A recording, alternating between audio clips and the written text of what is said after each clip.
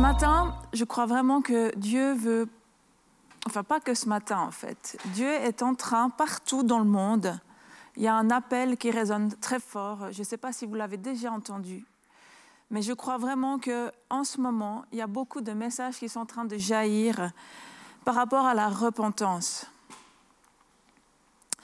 Ça fait plusieurs mois que je ressens ça assez fort au fond de moi par rapport à cette repentance. J'ai l'impression que Dieu me dit, mais il faut se repentir, c'est important de venir à moi, de vous repentir.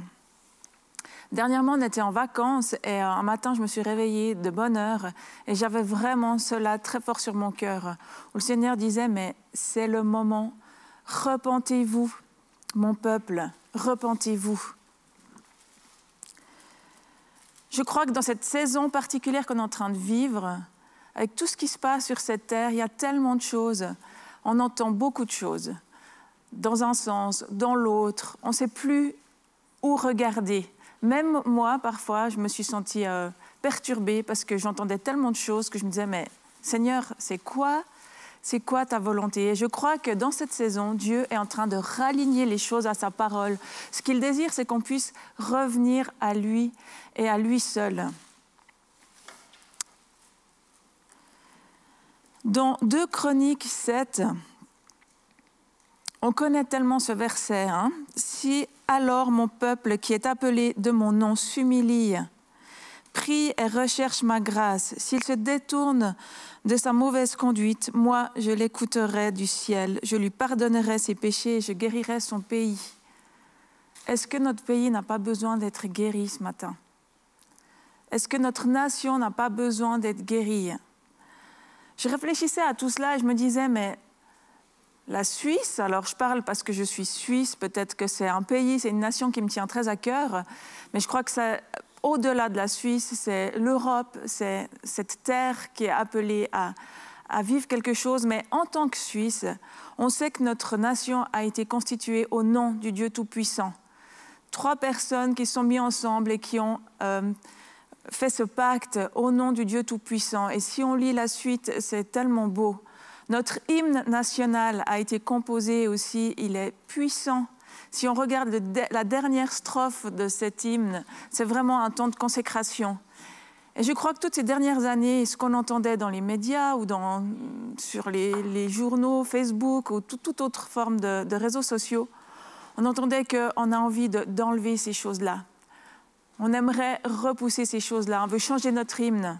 On veut changer le départ de cette constitution. Pourquoi est-ce qu'on retire gentiment Dieu de cette nation? Et je crois que c'est quelque chose de grave. Ce n'est pas quelque chose qu'on peut se permettre. Parce que cette nation a été bénie, elle est bénie, parce que Dieu avait sa main sur cette nation. Et si on retire Dieu de partout, eh bien je crois qu'il y a des conséquences à cela. Quand j'étais petite, alors que j'allais à l'école, on avait des heures d'histoire biblique. À l'époque encore, vu que j'ai déjà un certain âge, on parlait encore des histoires de la Bible à l'école. Alors bien sûr, il n'y avait pas toujours des personnes qui nous enseignaient qui étaient forcément en Christ, mais je crois quand même que c'est des choses qui étaient véhiculées dans notre école. Aujourd'hui, c'est plus l'histoire biblique, c'est l'histoire des religions. Donc on parle de toute forme de religion, de tout ce qu'il y a. Et on veut être tolérant partout. Et ce n'est pas qu'on ne doit pas l'être, je crois qu'on doit aimer les gens, mais je crois qu'il n'y a qu'un seul Dieu. Un seul et vrai Dieu. Et je crois qu'aujourd'hui, en tant que peuple, en tant que chrétien, on doit se lever, se repentir et rentrer dans un temps d'intercession comme jamais. Parce que je crois vraiment que c'est Dieu qui va se manifester. Ce n'est pas nous, c'est Dieu qui va se manifester sur cette nation.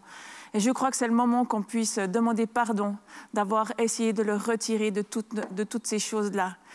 Certaines votations aussi ces dernières années ont amené, je ne crois pas, que de la bénédiction. Et je sais que ce que je dis, ça peut être dangereux, mais je n'ai pas peur de proclamer que Dieu est Dieu et que Dieu règne. Et je désire, et mon cœur désire que Dieu règne sur cette nation, que Dieu règne sur ce continent. C'est lui qui a créé la terre, c'est lui qui a créé l'univers. Et je crois qu'il faut qu'on le ramène au bon endroit. Le titre que j'ai écrit pour mon message, c'était « Je t'appelle à être ma sentinelle ». Ce que je recevais vraiment aussi dans cela, c'est quoi une sentinelle? Dans l'Ancien Testament, ce terme représente l'hébreu « tsefé ». Je suis désolée, peut-être que je prononce très mal, du verbe « tsafa » qui signifie « guetter ». Le tsefé est la sentinelle qui monte la garde. À une porte, sur une tour, un rempart, qui se tient attentive à son poste de surveillance.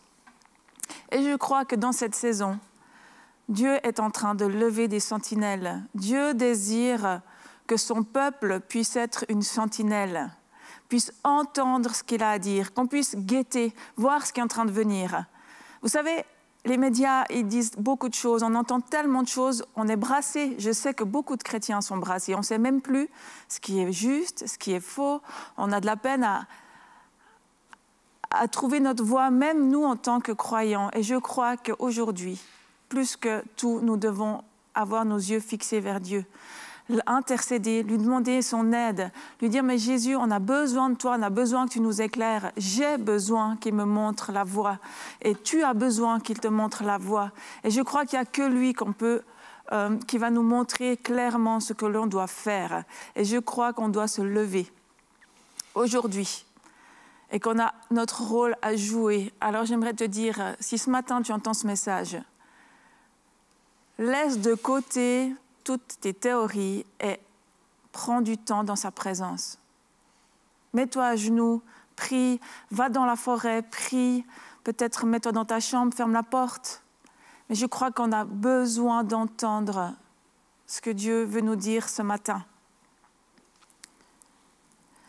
Et quand je voyais ce mot sentinelle, je voyais plein de gens recevoir plein de choses.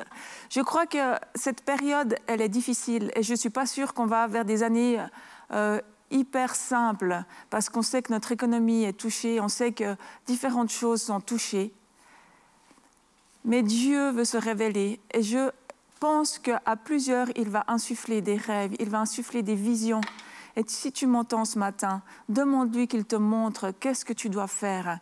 Parce que je crois qu'il y a des personnes qui sont appelées à faire certaines choses, d'autres choses. Mais je crois qu'il souffle des choses nouvelles dans chacune des vies.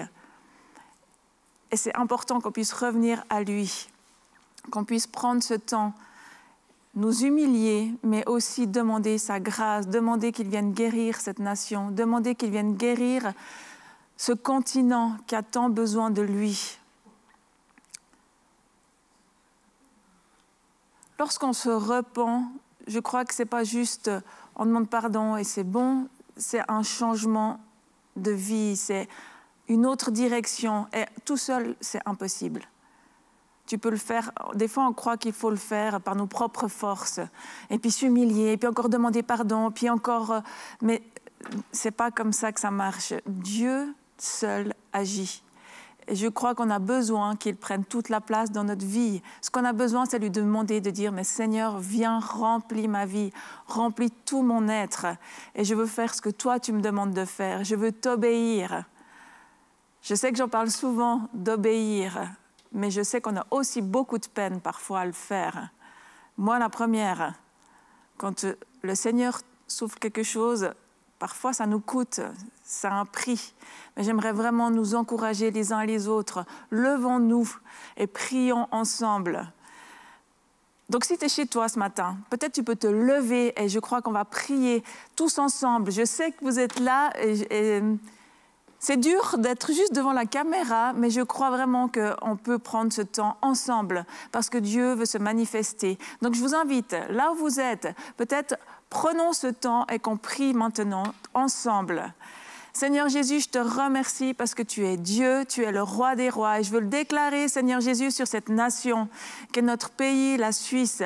Je veux déclarer, Seigneur Jésus, que tu es le roi des rois. Et Seigneur, je veux te demander pardon parce qu'on t'a laissé de côté, parce qu'on a des fois voulu te mettre de côté, on a voulu te sortir de nos écoles, on a voulu te sortir de notre pays. Et Seigneur, je te prie que tu viennes nous pardonner, Seigneur, d'avoir laissé faire ces choses.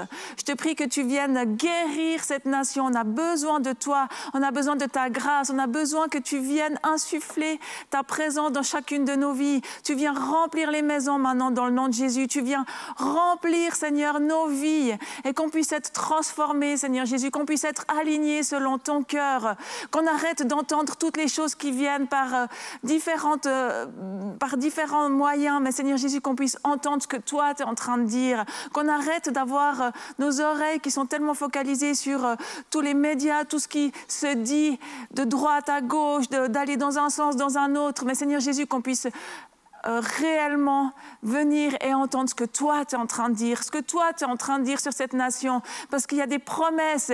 Et Seigneur Jésus, on te demande pardon d'avoir laissé de côté, Seigneur, ta présence. On te prie que tu viennes maintenant dans chaque lieu, partout où on t'écoute, Seigneur Jésus, que tu viennes et que tu transformes nos vies, qu'on puisse être différents, Seigneur Jésus, que ce soit plus jamais la même chose, Seigneur Jésus. Je te demande que tu viennes me transformer, me renouveler. J'ai besoin de toi, Seigneur. Je suis tellement faible, je fais tellement d'erreurs, Jésus, et j'ai besoin que toi, tu me renouvelles. J'ai besoin que toi, tu viennes diriger ma vie. Je veux que tu sois le roi des rois. Je veux que tu sois reconnu sur cette nation comme le roi des rois, que tu puisses établir ton royaume sur cette nation, que vraiment, Seigneur Jésus, ce que tu as insufflé, c'est ce que tu as amené sur cette terre, ton témoignage vivant puisse remplir les villes, puisse remplir les vallées, puisse remplir cette nation de ta gloire. Jésus, je te remercie parce que beaucoup vont venir à toi, parce que beaucoup vont tourner leur cœur.